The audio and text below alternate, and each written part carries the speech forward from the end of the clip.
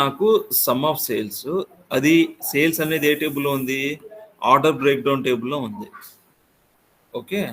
Order break down టేబుల్‌లో some of sales ఉంది. ఏది?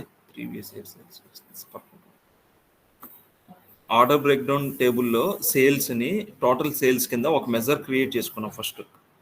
నాకు ఇక్కడ సమ్ ఆఫ్ సేల్స్ వచ్చేసింది. దాని తర్వాత ప్రీవియస్ ఇయర్ సేల్స్‌లోకి వెళ్ళి క్యాలిక్యులేటెడ్ ఆఫ్ అని తీసుకోవాలి. ఇక్కడ మీరు ఏది ఇచ్చినా సరే అది ఫీల్డ్ నేమ్. ఇది ఏమి ఇచ్చినా సరే అది ఫీల్డ్ నేమ్ మాట. ఫీల్డ్ నేమ్ ఇష్టం. మెజర్ నేమ్ కానీ టేబుల్ నేమ్ కానీ మీరు ఏది ఇస్తే అది తీసుకుంది.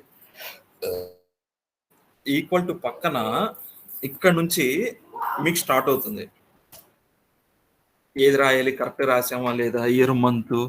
మనం year month date starting problem face చేసాం కదా, అవి మొత్తం ఎక్కడ స్టార్ట్ అవుతాయి అంటే ఇక్కడ స్టార్ట్ అవుతాయి. ముందు వరకు అంతా ఓకే.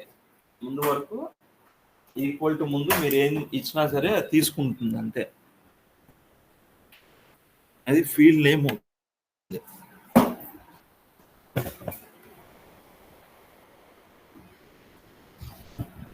అయితే టోటల్ సేల్స్కి నేను సపరేట్గా ఒక మెజర్ క్రియేట్ చేసుకున్నా. ప్రీవియస్ ఇయర్ వచ్చి డాక్స్ ఫంక్షన్. దానిలో దేని మీద ప్రీవియస్ ఇయర్ రావాలి? మీరు రాసిన దానిలో ఆర్డర్ డేట్ రావాలి. ఓకేనా? Previous year of order date రావాలి. ఆటోమేటిక్గా ప్రీవియస్ ఇయర్ అనేది డిఫాల్ట్ ఫంక్షనాలిటీ. ఇక్కడ మనం ప్యారలల్ పీరియడ్లో dot year, dot month, dot date ఇచ్చాం కదా, అలాగే ప్రీవియస్ ఇయర్లో ఇవ్వబడలే.